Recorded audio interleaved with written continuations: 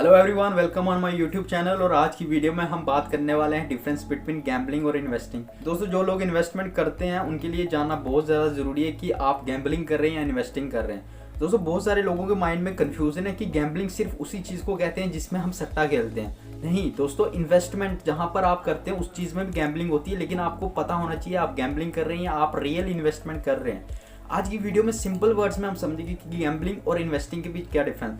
दोस्तों, गैम्बलिंग आपको पता है कि सट्टेबाजी होती है, आप इसको साइड पे करो। लेकिन इन्वेस्टमेंट के अंदर गैम्बलिंग किसे कहते हैं, क्या आप गैम्बलिंग कर रहे हैं या आप रियल इन्वेस्टमेंट करते हैं, इस चीज़ के बारे में हम इस वीडियो के अंदर क्लियर करेंगे बिल्कुल सिंपल वर्ड्स में। दोस्तों, ये सारी चीज़ें मैंने अपनी बैचलर डिग्रीज में सीखी थी और तभी मैं ये सारी चीज़ें आपको सिखा पा रहा हूँ। चलिए जानते हैं कि इन्वेस्टमेंट के अंदर गैम्बलिंग किसे कहते हैं और रियल इन्वेस्टमेंट किसे कहते हैं। दोस्तों, इन्वेस्टमेंट की दुनिया के अंदर 3 लॉ हैं, 3 रूल्स हैं जिनको बड़े से बड़ा इन्वेस्टर दुनिया का फॉलो करता है। अगर आप इन 3 लॉज को फॉलो करते हैं तो आप रियल इन्वेस्टर हैं, लेकिन अगर आप इन 3 लॉज को फॉलो नहीं करते तो आप एक गैम्बलिंग कर रहे हैं। आप मतलब इन्वेस्टमेंट नहीं, आप गैम्बलिंग, आप गलत फहमी में जी रहे हैं कि आप इन्वेस्टमेंट कर रहे हैं। दोस्तों, 3 लॉज जिनके बारे में हम बात करते हैं। First, thorough analysis. दोस्तों, थैरो एनालिसिस क्या चीज़ होती है? जब हम किसी चीज़ के बारे में डीपर रिसर्च करते हैं, आपने किसी कंपनीज के अंदर किसी कंपनीज के शेयर स्टॉक्स को खरीदना है तो आप उसकी फंडामेंटल एनालिसिस कर रहे हैं, कंपनी का कैश फ्लो, कंपनी के एसेट्स, लाइबिलिटीज,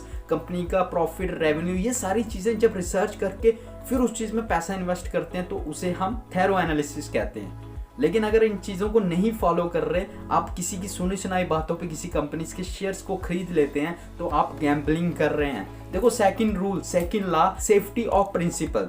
बड़े से बड़ा इन्वेस्टर इस रूल को फॉलो करता है, सेफ्टी ऑफ प्रिंसिपल। दोस्तों, सेफ्टी ऑफ प्रिंसिपल किसी, यानी कि आपके पास 50,000 रुपया इन्वेस्टमेंट करने के लिए अगर आपने किसी कंपनी के अंदर इन्वेस्ट करना है तो आपके पास 50,000 रुपीज़ है। दोस्तों, सेफ्टी ऑफ प्रिंसिपल ये कहता है कि जो 50,000 रुपया आप इन्वेस्टमेंट कर रहे हो, आपको उसकी सेफ्टी रखनी है। वो 50,000 रुपया किसी भी हालत में ख़त्म नहीं होना चाहिए, वो 50,000 रुपया किसी भी हालत में लूज नहीं होना चाहिए।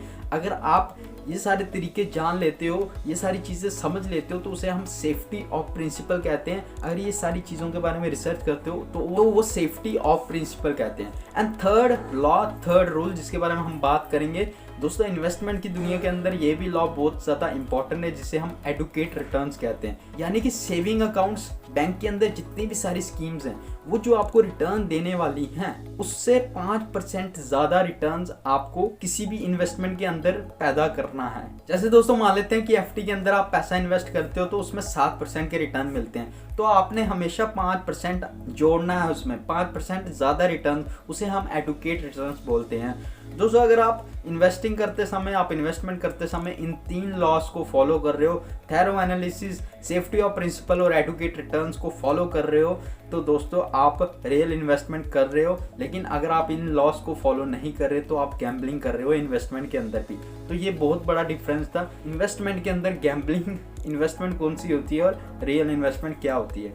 आई होप दोस्तों आपको अंडरस्टैंड हुआ होगा, समझ आया होगा कि रियल इन्वेस्टमेंट किसे कहते हैं। तो मिलते हैं आपको नेक्स्ट वीडियो के अंदर किसी और वीडियो के साथ। तो तब तक के लिए थैंक यू सो मच।